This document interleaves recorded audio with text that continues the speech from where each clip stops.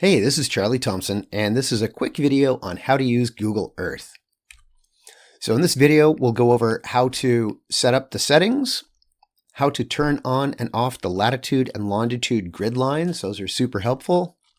How to change the units from meters to feet, how to find latitude, longitude, and elevation of any location, how to search for places, how to navigate. And I have to say, you're going to want to buy a mouse. If you have a laptop that has a trackpad, I find it impossible to use Google Earth with a trackpad because sometimes you need to click and drag, and I can't do that on a trackpad. So buy a $5 mouse. It'll make using Google Earth completely different. There are also keyboard shortcuts, and I'll show you those in a second. And also, the last thing, how to get help. Like if you're using the program and you're frustrated, you have my email, you've got my phone number, you can text me, you can call me, you can email, but maybe sometimes you just want to get help on the program, and I'll show you how to do that. So next, let's take a look at the keyboard shortcuts, and the most important keyboard shortcut is the R key. So in just a second, we'll look at Google Earth, and I'll show you what I mean, because you can do weird things with the view and get everything turned around and backwards. And if you hit the R key, it'll put north at the top and it'll reset the tilt so that you're looking directly down at the surface of Earth. And you can see this list of shortcuts just by hitting the question mark from within Google Earth. So on that note, let's take a look at Google Earth. So Google Earth is launching. It's a web page. When it starts up, I think it starts up with the project tab open. We don't have any projects. I will make a separate video later when it's time to go over how to use projects, but for now we can just close that and ignore it. And the first thing we want to do is go to Tools, Settings. So the animations, you can leave those alone rather. Display settings, if you have an older computer or a slower computer, you're going to want to set the rendering quality to fastest. If you have a newer computer, you're going to want to set it to highest.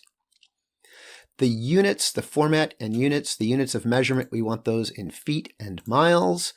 And down here in the bottom, the default for latitude longitude formatting is degrees, minutes, and seconds, which is an older system that takes each degree and it divides each degree into 60 minutes.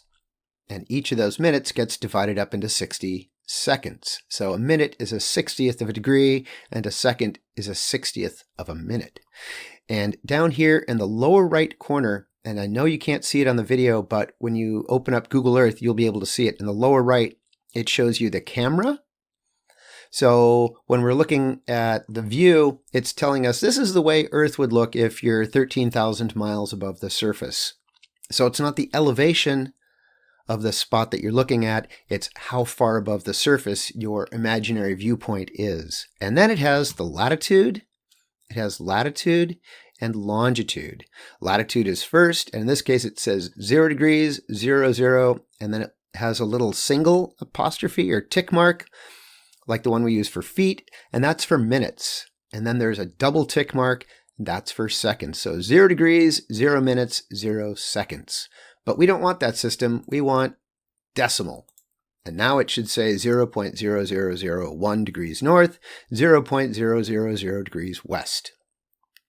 That's it for the settings. So I'll click Done. And another setting is under layers. There's two things you want to check. 3D buildings you need to have turned on because in later labs you'll get the elevation wrong if you don't have the 3D buildings turned on. And you can also turn the grid lines on from here. Turn them on, turn them off.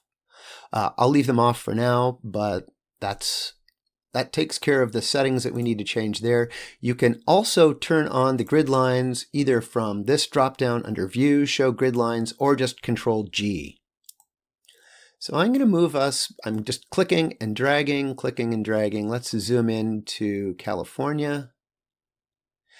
And before I started zooming, I should have mentioned the grid when you're zoomed out, the divisions, the number of divisions will change as you zoom in and zoom out. So right now, these grid lines are 10 degrees apart, 10 degrees of longitude. These are 10 degrees of latitude, 10, 20, 30, 40, 50, 60. But as we zoom in, it'll go from every 10 degrees to every 5 degrees to every degree to a half degree. Let's recenter a little bit. And as we keep zooming in, that'll go to a tenth of a degree. If we keep zooming in,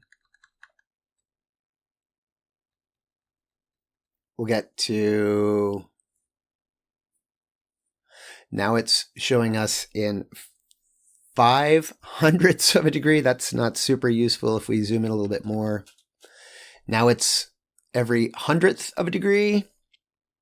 And as we keep zooming in, we can even get it to thousandths of a degree. Again, not super helpful, but just so you know what's going on, as you zoom in and zoom out, the divisions, how many degrees between the lines, gets smaller and smaller and smaller. So let's go ahead and zoom back out. So that's how to turn on and turn off the grid lines, how to read the latitude and longitude, how to change the units, how to find the latitude, longitude, and elevation. So yeah, what the heck? Let's go to the ARC football field. So, and again, you're not going to be able to read it on the video, but I want you to see where it is. There are now 4 units here. It's got the camera, the altitude of the camera relative to sea level. It's got the latitude, 38.647923 degrees north, 121.348847 degrees west, and the elevation is 90 feet above sea level. So wherever your cursor is, it will dynamically update to show you the elevation. Like the soccer field is 84 feet above sea level, and it has a different latitude and longitude.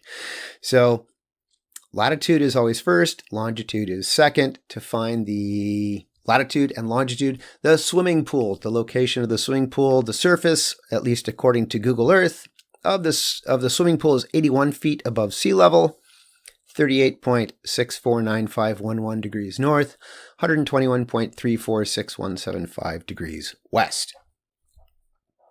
So that's how to find the latitude, longitude, and the elevation of locations. To search, you just use the search bar, search Google Earth, so you can put in the name. Marseille, where's Marseille? So you type it in or click on it if you've already searched there, and then it'll fly you to that location. Navigating with the mouse. And then finally, help, how to get help. There's the keyboard shortcuts. That's very nice. You can see all the keyboard shortcuts if you forget what they are. And you can also click on help, and that'll bring up the help files from Google Earth.